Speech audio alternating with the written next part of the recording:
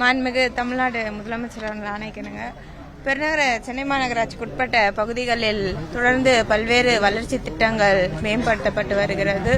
இன்றைக்கு மண்டலம் 5க்கு உட்பட்டு வட்டம் வார்டு 56க்கு உட்பட்ட பகுதிகள் 2 பகுதியில் இன்றைக்கு அடிக்கல் நாட்டும் விழா மாண்புமிகு இந்து சமய அறநிலைத்துறை அமைச்சர் அண்ணன் அவர்களும் மதிப்புக்குரிய மத்திய சென்னை நாடாளுமன்ற உறுப்பினர் அண்ணன் அவர்களும் இப்பகுதியின் மண்டல குழு தலைவர் அவர்களும் ஆர்டிசி அவர்களும் உடனிருந்து பணியை இன்றைக்கு துவங்கி வைத்திருக்கிறார்கள்.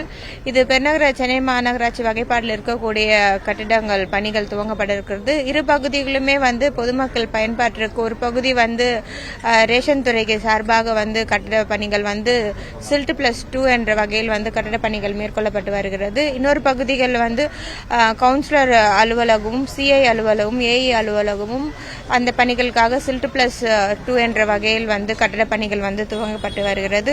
இதற்கு மதிப்பீடு 1.99 கோடி மதிப்பீடும் மற்றும் இன்னொரு பகுதிகளில் 1.61 கோடி கிட்டத்தட்ட 3 கோடிக்கு மேலாக திட்ட பணிகள் இன்னைக்கு அடிகள் நாட்டப்பட்டு பணிகள் துவங்கப்பட்டிருக்கிறது.